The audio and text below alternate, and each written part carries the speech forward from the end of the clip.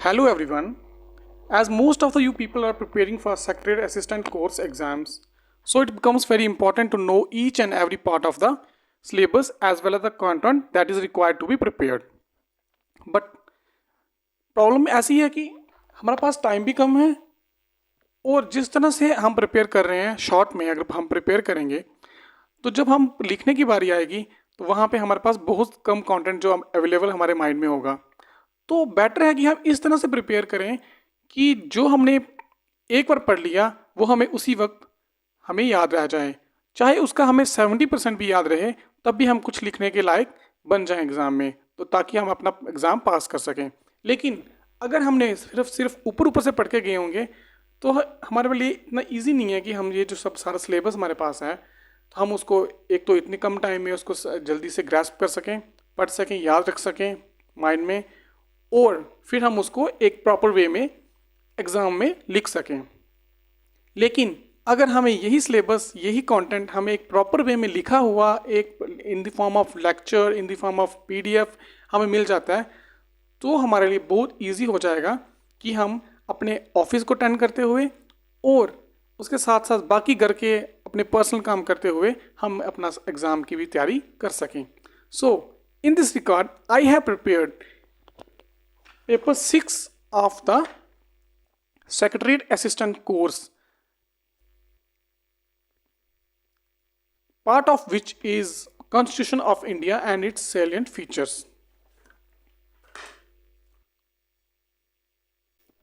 इसी कॉन्टेक्स्ट में आज मैं एक लेक्चर प्रेजेंट करने जा रहा हूँ जो कि है जिसमें कि हम पढ़ेंगे कॉन्स्टिट्यूशन के बारे में। फर्स्ट लेक्चर में हम पढ़ेंगे कॉन्स्टिट्यूशन के बारे में, व्हाट इज कॉन्स्टिट्यूशन और and the making of the constitution. So let's start. First of all सबसे पहले हमारे पास आता है कि व्हाट इज कॉन्स्टिट्यूशन। सबसे पहले जो आती है हमारे पास बात, व्हाट इज कॉन्स्टिट्यूशन। अगर हम सिंपल लैंग्वेज में बात करें तो क्या है कॉन्स्टिट्यूशन? कॉन्स्टिट्यूशन किसी देश का वो एक डॉक्यूमेंट है, एक रूल्स एंड रेगुलेशंस का डॉक्यूमेंट है जिसके आधार पे कि कोई देश को चलाया जाता है, that is state.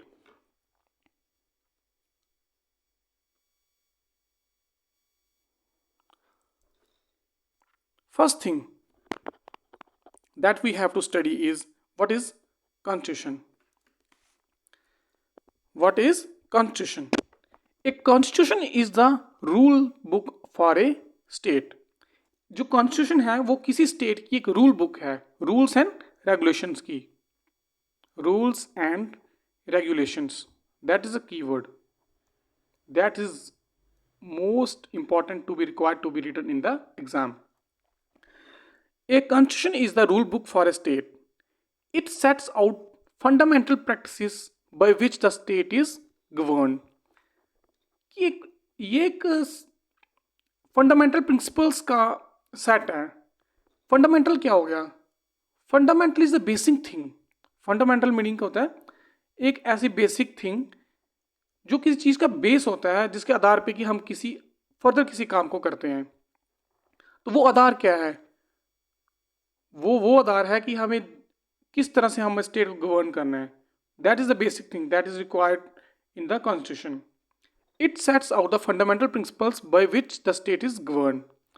It describes the main institutions of the state and defines the relationship between these institutions. For example, executive, legislature, judiciary.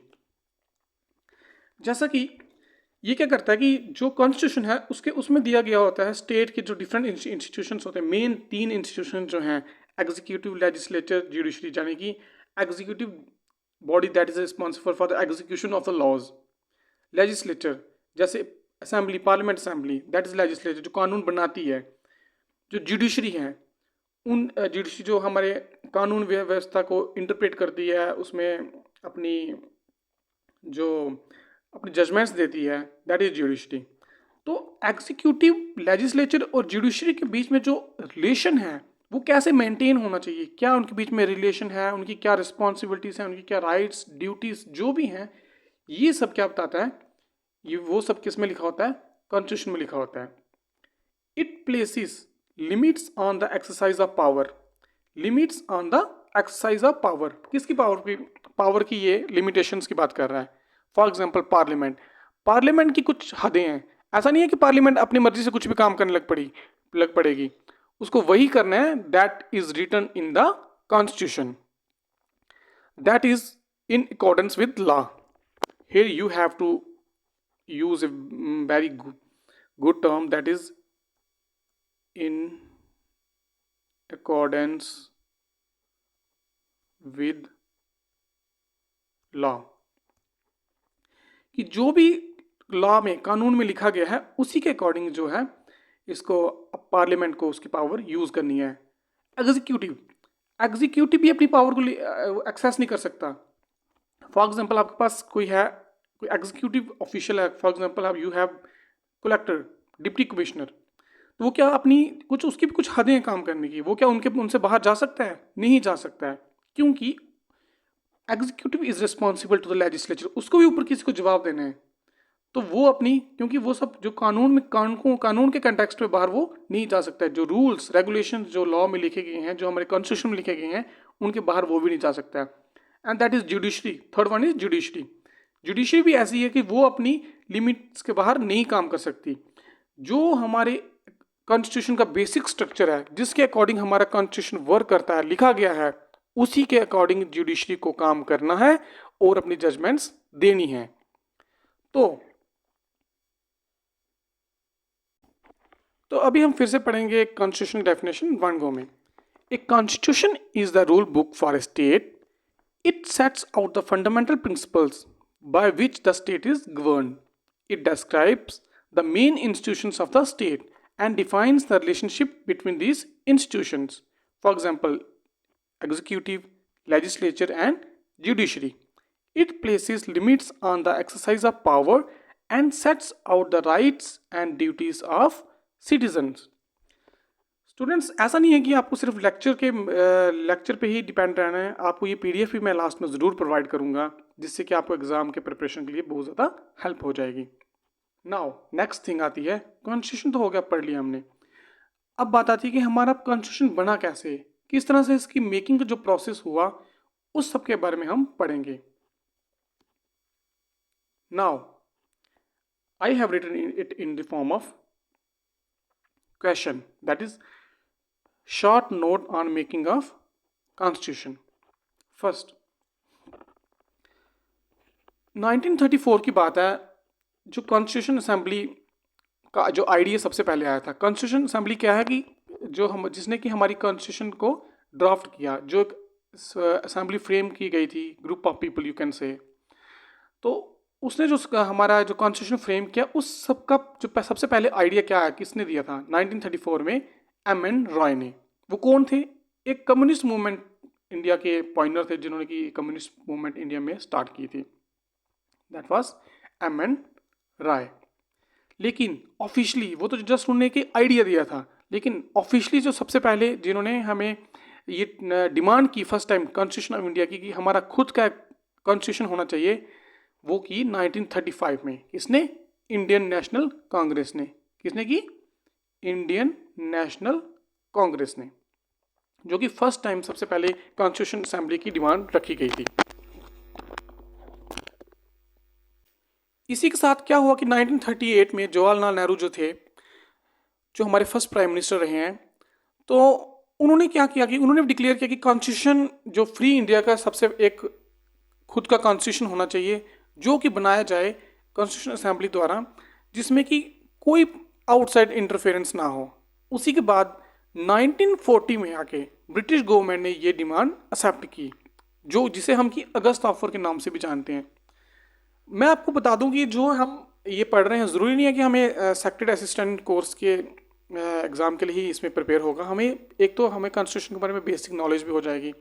हमें कहीं भी कुछ किसी से बात करें, किसी छोटे मोटे एग्ज़ाम्स के लिए प्रिपेयर करें, तो तब भी हमारा ये कंटेंट क्लियर हो जाएगा। हम एक बार माइंड में इस तरह से सेटअप इस तरह से पढ़ेंगे, इस तरह से बिठाएंगे कि हमारा ये दोबारा हमें पढ़ने की ज़रूरत ना पड़े। तो ऐसा नहीं है कि हमें सेक्रेटरी असिस्टेंट कोर्स के एग्ज़ाम के लिए इसको प्रिपेयर करना है। जनरली भी हम इसको हमें जानने की ज़रूरत है और जानना भी चाहिए। बट फिलहाल हमारा जो मेन फोकस है वो है सेक्रेटरी असिस्टेंट कोर्स का exam. That is very important and that is responsible for your promotion also. So 1940 में क्या हुआ कि ब्रिटिश गवर्नमेंट ने ये डिमांड जो है एक्सेप्ट कर दी, और 1942 में जो एक मेंबर ऑफ द कैबिनेट थे सर स्टैफोर्ड क्रिप्स, किसके, ब्रिटिश गवर्नमेंट के मेंबर ऑफ कैबिनेट थे सर स्टैफोर्ड क्रिप्स। तो उन्होंने एक ड्राफ्ट प्रपोजल जो है वो कॉन्स्टिट्यूशन के बारे में फ्रेम किया कि हाँ हम इनको कॉन्स्टिट्यूशन देंगे कि ये अपना कॉन्स्टिट्यूशन बना सकते हैं। इस तरह का जो एक ड्राफ्ट उन्होंने फ्रेम किया, दैट इज़ किसने किया, सर स्टैफोर्ड क्रिप्स ने। नेक्स्ट, जो कॉन्स्टिट्यूशन असेंबली जो बनाई गई वो बनाई गई 19 नवंबर 1946 में अंडर कैबिनेट मिशन प्लान। यानी कैबिनेट मिशन प्लान इसको इसलिए कहा जाता है कि कैबिनेट का मिशन था कि हमने जो कॉन्स्टिट्यूशन असेंबली बनानी है, तो उन्होंने इस प्लान को नाम दे दिया कि कैबिनेट मिशन प्लान, जो कि बनाएगी 1946 में, नवंबर 1946 में। तो उसके टोटल मेंबर्स कितने चुने गए, 389। कितने, 389। अब मैं बता दूं जो 389 मेंबर्स थे, जिसमें कि 296 मेंबर्स जो थे, 296 मेंबर्स जो थे वो थे प्रिंसली स्टेट से, सॉरी ब्रिटिश इंडिया से, ब्रिटिश इंडिया से। अब ब्रिटिश इंडिया, अब as you all of know that, जब हमारा देश आज़ाद हुआ था उस टाइम पे जो हमारा भारत था वो किस में बंटा हुआ है, बंटा नहीं कह सकते, लेकिन कुछ ऐसा रीजंस थे जिसमें कि ब्रिटिश इंडिया का डायरेक्ट रूल था, जिसमें कि ब्रिटिश इंडिया डायरेक्ट रूल्स करते थे। लेकिन कुछ रीजंस ऐसे भी थे, कुछ प्रोविंसेस ऐसी थी, कुछ स्टेट्स ऐसी थी जिनमें कि ब्रिटिश इंडिया रूल्स तो करती थी, लेकिन उनका रूल तो था, लेकिन वो डायरेक्ट रूल नहीं था। उनका रूल था राजाओं के थ्रू, वो राजाओं को एक किस्म का हैंडल करते थे, वो राजा आगे अपनी प्रजा पे राज करते थे। वो कुछ ऐसे स्टेट्स जिनको हम प्रिंसली स्टेट्स कहते हैं। तो क्या क्या था, 296 मेंबर्स लिए गए ब्रिटिश इंडिया से, जिसमें कि ब्रिटिशर्स का डायरेक्ट रूल था, ब्रिटिश गवर्नमेंट का, और 93 जो लिए गए वो गए प्रिंसली स्टेट से। किसे, प्रिंसली स्टेट से, जिसपे कि जो ब्रिटिश गवर्नमेंट है वो डायरेक्ट रूल नहीं करते थे, उनके रूल्स उन्हीं के चलते थे, लेकिन वो डायरेक्ट रूल नहीं करते थे उन पे रूल करते थे राजाओं के थ्रू। जैसे कि हमारी राजस्थान आ गया, इसमें बहुत सारे, ये जो राजस्थान का एरिया बहुत ज़्यादा बंटा हुआ था प्रिंसली स्टेट्स में। तो ये सब इसके एग्जाम्पल्स हैं। तो इन सब में जो अब इन्होंने इसमें से भी हर कम्युनिटी को रिप्रेजेंट करने की कोशिश की है, जैसे कि मुस्लिम्स, सिख्स एंड जनरल। मुस्लिम तो हो गए कि मुस्लिम कंट्री, सॉरी मुस्लिम पीपल्स को इन्होंने रिप्रेजेंटेशन दी, सीट स्लॉट की इसमें कॉन्स्टिट्यूशन असेंबली में, सिख्स को की, लेकिन बाद में एक लिया जनरल के जो रेस्ट ऑफ द पीपल जो थे उनको जनरल में डाल दिया इन्होंने। ठीक है, नेक्स्ट पॉइंट इज मीटिंग्स। जो फर्स्ट मीटिंग जो हुई थी इनकी, वो हुई थी जो फर्स्ट मीटिंग जिसमें कि कॉन्स्टिट्यूशन असेंबली के बारे में जो फर्स्ट मीटिंग इन्होंने की गई वो थी दिसंबर 1946 में। I think it is very also very important to remember these dates, because whenever we write some specific point in the answer and whosoever will be the examiner get impressed and will definitely give you good marks. Now तो first meeting जो हम हुई थी वो थी दिसंबर 9, 1946 में। Next, जो objectives क्या थे, सबसे पहले जो अब जब भी हम कुछ चीज़ बनाते हैं तो उसके लिए हमारा प्लान होता है सबसे पहले कि हमें उसमें चाहिए क्या आखिर। तो वही जो प्लान थे, जो उसका ऑब्जेक्टिव था हमारा, जो कॉन्स्टिट्यूशन का, किस तरह से हमारा ऑब्जेक्टिव हमारा कॉन्स्टिट्यूशन होना चाहिए, उसमें क्या क्या होना चाहिए, क्या क्या नहीं होना चाहिए, किस तरह से उसकी मेकिंग है होनी चाहिए। तो वो उस सब के लिए जो एक रेजोल्यूशन पास किया गया, पहले उन्होंने कुछ रेजोल्यूशंस लिखे, फिर उनको जो पास किया गया कॉन्स्टिट्यूशन असेंबली में कॉन्स्टिट्यूशन असेंबली मेंबर द्वारा, वो किया गया दिसंबर 30, 1946 में, जो कि रखा नेहरू जी ने एक हिस्टोरिक रेजोल्यूशन पास किया कॉन्स्टिट्यूशन असेंबली में, जिसने कि fundamental and philosophy of the constitution. Philosophy means कि उसमें हमारा कॉन्स्टिट्यूशन किस तरह से वर्क करेगा, क्या होना चाहिए, जैसे में उसमें सॉवरन रिपब्लिक का उसमें कंसेप्ट दिया गया, ये सब जो था उसमें दिया गया। और जो रेजोल्यूशन पास किया गया वो सब ने क्या किया, जो भी एक मत से, जिसे हम कहते हैं यूनानिमसली, यानी कि जो एक मत से जो असेंबली ने जो उसे एक्सेप्ट किया जनवरी 22, 1947 को। तो फिर ड्राफ्ट जो कॉन्स्टिट्यूशन जो उसके बाद लिखा गया, ड्राफ्ट जो प्रेजेंट किया गया असेंबली में, वो कब किया गया? 29 अगस्त 1947 को। फिर उस पर डिस्कशंस हेल्ड हुई कि क्या होना चाहिए, अगर हम कुछ लॉ हैं जो बनाया गया है उसका क्या मतलब होगा, उसका किस तरह से इंटरप्रेट किया जाएगा उसको, उसमें डिस्कशंस हुई कि ऐसा होना चाहिए नहीं होना चाहिए, वो सब 21 Feb 1948 तक चला। और जो फाइनल टास्क जो हमारा कंप्लीट हुआ इसको जिसने हमने अडॉप्ट किया अपना कॉन्स्टिट्यूशन, वो किया 26 नवंबर 1949। This date is very very much important, that is also mentioned in our preamble, that is 26 नवंबर 1949।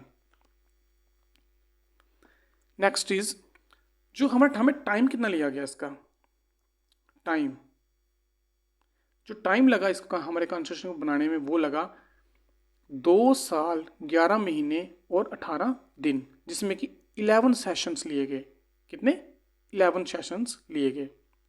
और 24 जनवरी 1950 को जो कॉन्स्टिट्यूशन असेंबली ने इसकी फाइनल सेशन हेल्ड किया, यानी कि इसके बारे में जो बातचीत बैठक डिस्कशन जो थी वो की 24 जनवरी 1950 में, जो उसका फाइनल सेशन बैठा। और जो हमारा जो कॉन्स्टिट्यूशन हमें मिला, जो which came into force, that date is very very much important, जनवरी 26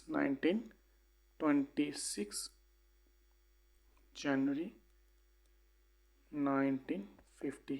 That 26 January date is to which we also celebrate as an Republic Day every year.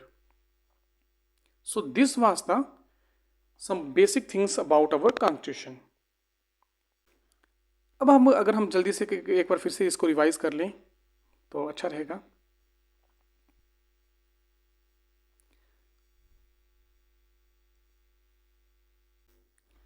सो एक बार हम रिवाइज कर लेते हैं इसको फिर से। फर्स्ट टाइम जो हमारा कॉन्स्टिट्यूशन की जो आइडिया दिया गया वो दिया गया एम एन राय द्वारा। किसके द्वारा दिया गया? एम एन राय। जो फर्स्ट टाइम जो ऑफिशियली डिमांड रखी गई कॉन्स्टिट्यूशन असेंबली की, वो रखी गई इंटरनेशनल कांग्रेस द्वारा 1935 में। जो ब्रिटिश गवर्नमेंट ने कब एक्सेप्ट किया? 1940 में, that is also known as August offer. उसके बाद जो ड्राफ्ट प्रपोजल जो इस पे द्वारा ब्रिटिश कैबिनेट द्वारा दिया गया, दैट वो दिया गया सर स्टैफोर्ड क्रिप्स द्वारा इन 1942।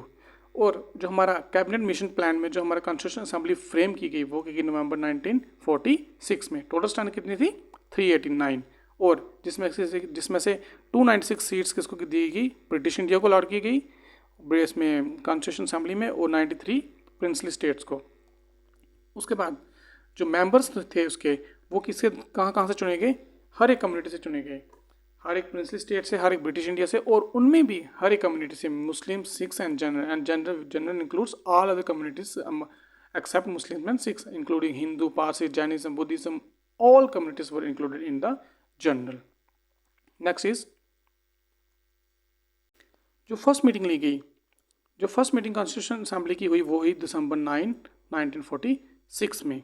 उसके बाद जो जवाहरलाल नेहरू जी ने जो उसके बाद रेजोल्यूशन पेश किया, जिसमें कि हमारे उसके कॉन्स्टिट्यूशन के फंडामेंटल्स ऑफ फिलॉसफी तक कॉन्स्टिट्यूशन प्रेजेंट की गई कि हमें क्या उसमें चाहिए, किस तरह का हमारा कॉन्स्टिट्यूशन होना चाहिए, वो किया गया दिसंबर 13, 1946 में। किसके द्वारा? जवाहरलाल नेहरू द्वारा। और इसको जो ये रेजोल्यूशन से पास किया गया वो किया गया जनवरी 22, 1947 द्वारा। ड्राफ्ट कब पेश किया गया कॉन्स्टिट्यूशन का? 29 अगस्त 1947। डिस्कशंस ये सब स्टार्ट हुई इस पे, और ये सब हुआ 21 फरवरी 1948 को। अब टास्क कब कंप्लीट किया गया? 26 नवंबर 1946। दैट डेट इज, मैंने कहा कि जैसा कि बहुत ज़्यादा इंपॉर्टेंट है क्योंकि ये हमारे प्रीएम्बल में मेंशन की गई है। और क्या कहा गया कि इस दिन जो हम खुद को ये अपना कॉन्स्टिट्यूशन दे रहे हैं, we the people of India have कि that we enact adopt this constitution. ये हम आप आगे अपने जब हम प्रीएम्बल पढ़ेंगे उसमें पढ़ेंगे। तो जो टोटल टाइम लिया गया कॉन्स्टिट्यूशन असेंबली द्वारा हमारे कॉन्स्टिट्यूशन बनाने में, वो लिया गया 2 साल 11 महीने और 18 दिन, जिसमें कि 11 सेशंस हुए।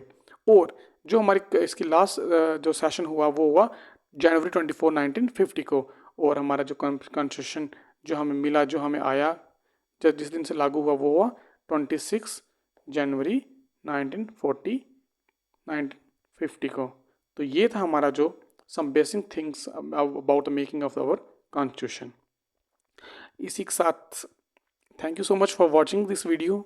अगर आपको वीडियो पसंद आई हो तो लाइक करें, सब्सक्राइब करें चैनल को और शेयर करें, और अपने कमेंट्स दें कि किस तरह से हम और वीडियो किस टॉपिक पे हम लाएं, किस तरह का वीडियो होना चाहिए, किस तरह का हम और कोई जिस टॉपिक के बारे में आप ज़्यादा क्यूरियोसिटी रखते हैं, पढ़ना चाहते हैं, जो आपको कोई समझ नहीं आ रहा, तो हम definitely I will try to present this that why topic and make a lecture on this.